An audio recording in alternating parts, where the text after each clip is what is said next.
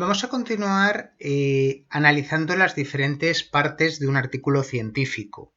Voy a hablar en general, por supuesto, porque esto, según el tipo de artículo y según el área de conocimiento, puede cambiar un poco. En general, en los artículos encontramos introducción, metodología, resultados y discusión. ¿Vale? En la introducción hablamos de los objetivos, de la pregunta de investigación que queremos analizar, del estado del arte, que significa básicamente los antecedentes, lo que se ha estudiado hasta ese momento sobre el tema que queremos estudiar, la metodología, qué materiales se han usado, qué métodos, qué técnicas, pues si ha sido un ensayo clínico, cuántos pacientes, cómo se han seleccionado los pacientes, o si es un experimento de laboratorio, qué materiales se han usado, si se han usado animales de laboratorio, pues también especificarlos, qué técnicas estadísticas hemos utilizado para analizar los datos obtenidos. Luego, en resultados y discusión, pues los hallazgos más importantes, resultados, implicaciones de esos resultados y por último las conclusiones, donde ya hablamos de resumen del trabajo, logros, trabajo y perspectivas futuras. En ese sentido, la estructura del artículo suele ser simétrica, con título, resumen, introducción, luego metodología, resultados y discusión en la parte central y por último la conclusión, que además puede tener la discusión también en algunos artículos.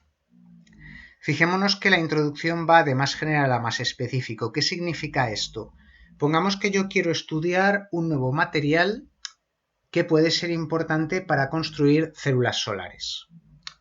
Pues yo no voy a empezar hablando solamente de ese material que puede que no conozca nadie, pero sí que voy a empezar hablando a lo mejor de la importancia de las células solares, de la importancia de la energía solar, de la contaminación, del cambio climático, del uso de energías alternativas como la solar. Luego hablaré de las células solares y luego ya hablaré de lo que yo quiero en concreto, que es de mi nuevo material. Pero si empiezo hablando de, como he dicho, células solares, cambio climático, medio ambiente, seguro que hay muchos profesionales que puede que continúen leyendo porque les interesa el tema. Es mucho más probable que si empiezo con algo tan específico como un compuesto químico concreto, que mucha gente a lo mejor dejaría de leer porque no están interesados en ese tema. Y en la discusión y conclusión es justo al revés. Empiezo centrándome mucho en mi artículo, en lo que he trabajado, pero luego hablo ya de consecuencias generales y este nuevo material puede servir para abaratar costes de las células solares, lo cual supondría también un ahorro energético y el uso de energías alternativas con el consiguiente beneficio sobre el medio ambiente. Bueno, aquí os he puesto diferentes opciones que tengo de las áreas, de las secciones del artículo, aunque podría haber más, ¿vale?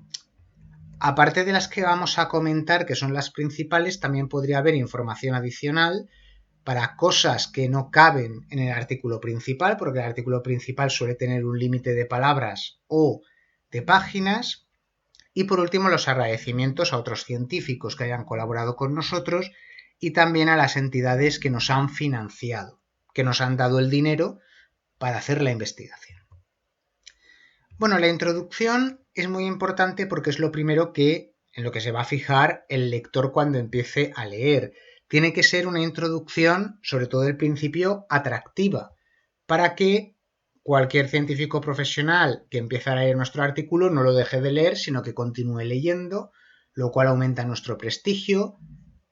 Así también aumenta el número de gente que conoce nuestro trabajo para posibles colaboraciones, también nos citarán más, etc. Además, esta introducción tiene que ser muy clara. Tenemos que decir exactamente qué queremos conseguir, por qué queremos conseguirlo, cómo lo vamos a conseguir y lo que se ha hecho hasta entonces en ese campo, para situar al lector. ¿De acuerdo? Resultados, hallazgos previos.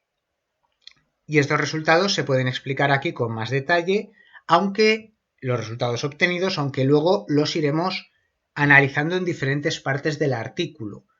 Siempre es bueno ir repitiendo cosas a lo largo del artículo para ayudar al lector a que continúe leyendo. Puede que el lector no se lea el artículo del tirón, sino que se lo vaya leyendo cuando puede, en 2 o 3 días diferentes o en 2 o 3 momentos diferentes. Siempre es bueno recordar lo esencial para ayudarle, ¿vale?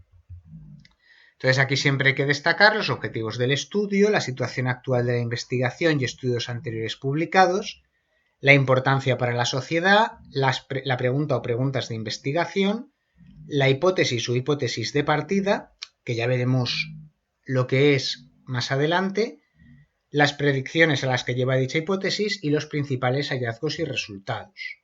Aquí os lo he puesto también en forma de tabla, ¿vale? Pero lo esencial ya os lo he dicho en las diapositivas anteriores. Por lo que respecta a la metodología, bueno, como pone aquí, según el artículo, pues puede llamarse de diferentes formas: materiales y métodos, metodología, sección experimental, experimentos, procedimiento.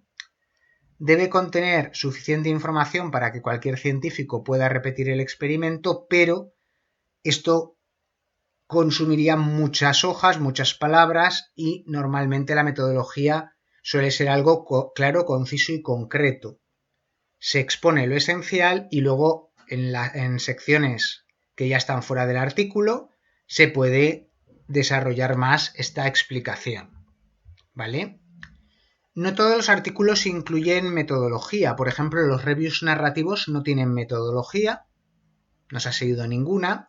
Los reviews sistemáticos, acordémonos de que sí que hay una metodología que debe ser replicable. El autor de un review sistemático sí que nos tiene que explicar qué bases de datos ha usado, cómo ha efectuado la búsqueda, qué palabras clave ha utilizado, cómo ha incluido y excluido artículos, etc.